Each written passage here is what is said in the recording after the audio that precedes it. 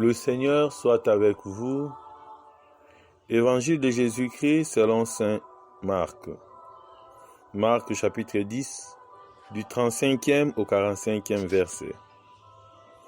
Jacques et Jean, le fils de Zébédée, s'approchent de Jésus et lui disent : « Maître, nous voudrions que tu exauces notre demande. » Il leur dit : « Que voudriez-vous que je fasse pour vous ?»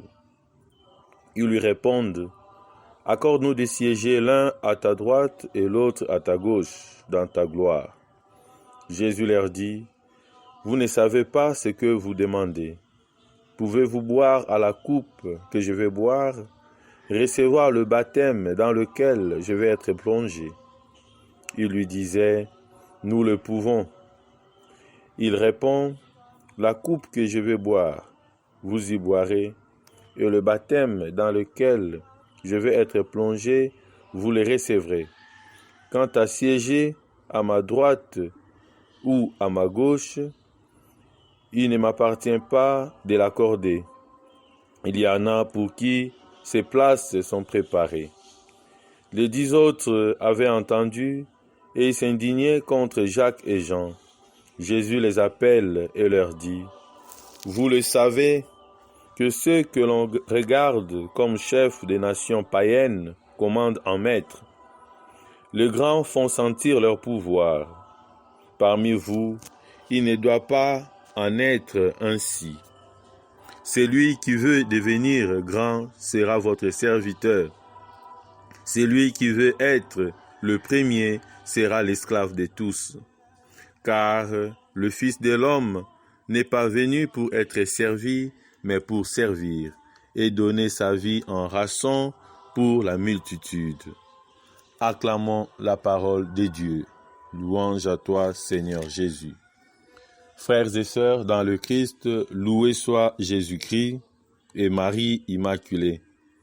Aujourd'hui, nous célébrons le 29e dimanche du temps ordinaire de l'année liturgique B. Le Seigneur nous invite à méditer sur la parole qu'il nous donne aujourd'hui.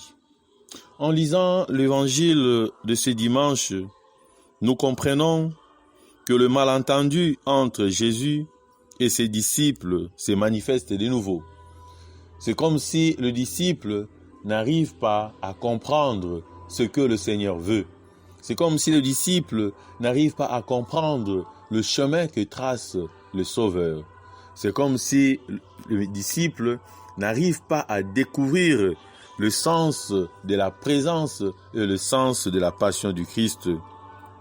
Jésus pense servir aujourd'hui. Mais Jacques et Jean, comme chacun d'entre nous, pensent au pouvoir. Pendant que le Seigneur veut nous indiquer comment nous devons servir, comment nous devons rendre service, comment nous devons être là pour les autres, à ce moment-là, nous pensons comment dominer, comment maîtriser le monde, comment être le plus fort. Jésus parle d'un amour s'affirmant dans l'épreuve, d'un amour s'affirmant dans la souffrance, d'un amour s'affirmant dans le sacrifice.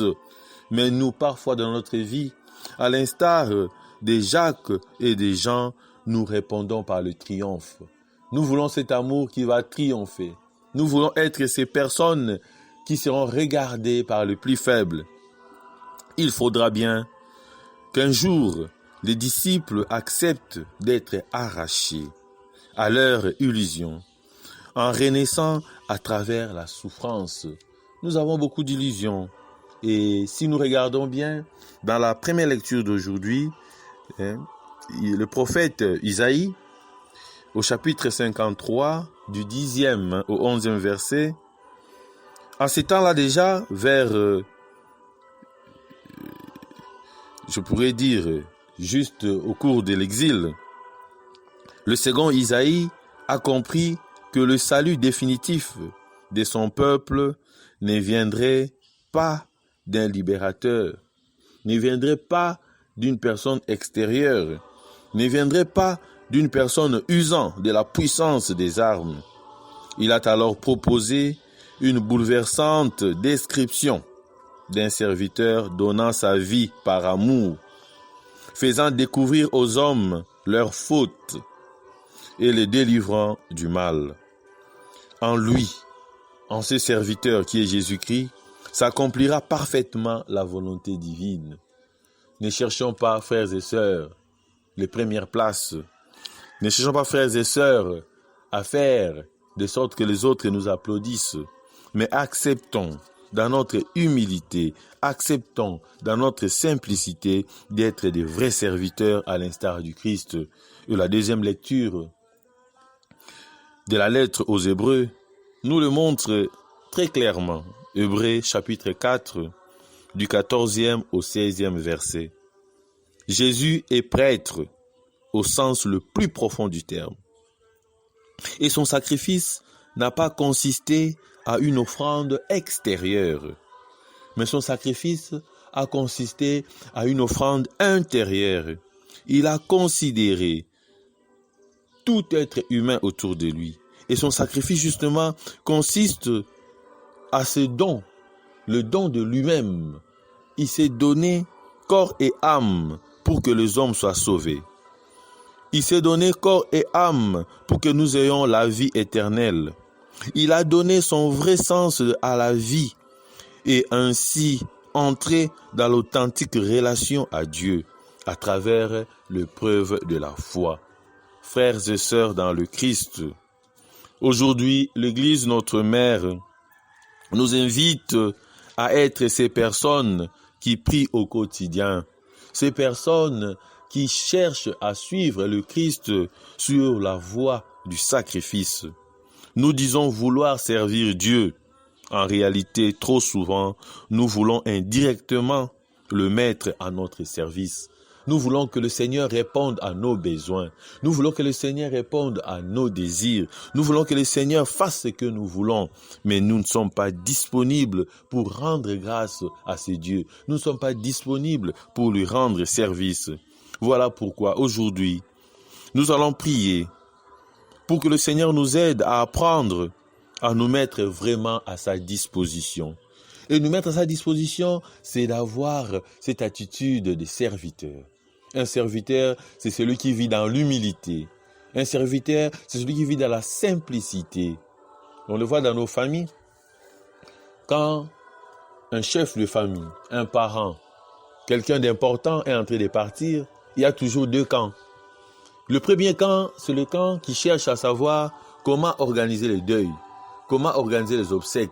Que ferons-nous après papa? Que ferons-nous après maman? Mais le deuxième groupe, c'est ce groupe qui cherche le pouvoir. Après lui, qui va diriger? Après lui, qui sera le chef? Après lui, qui fera ceci? Qui fera cela?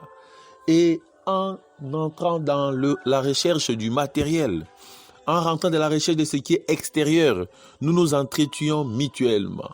Nous entretuons régulièrement et nous perdons le sens même de la vie. Nous perdons le sens même de l'humanité. Nous perdons le sens même de la fraternité. Et voilà qu'aujourd'hui, il veut que nous soyons des serviteurs. Aujourd'hui, il veut que nous soyons des esclaves. Aujourd'hui, il veut que nous soyons disponibles. Laissons cet Esprit de Dieu nous guider.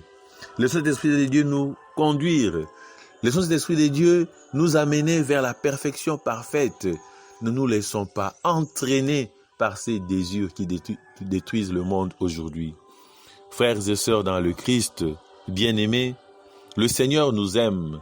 Le Seigneur nous porte dans son cœur, mais il veut que nous puissions aussi aimer les autres. Il veut que nous puissions aussi être disponibles pour les autres. Il veut que nous puissions aussi être attentifs aux autres. Nous allons prier aujourd'hui, en ce 29e dimanche du temps ordinaire de l'année liturgique B, que le Seigneur rende nos cœurs disponibles à écouter sa parole. Ce cœur disponible à vivre avec nos frères, avec nos sœurs. Ce cœur disponible à faire sa volonté. De cette façon, tous ensemble, nous régnerons auprès de lui. De cette façon, tous ensemble, nous ressusciterons avec lui, car nous avons accepté de vivre le sacrifice avec lui qui est notre Dieu. Amen.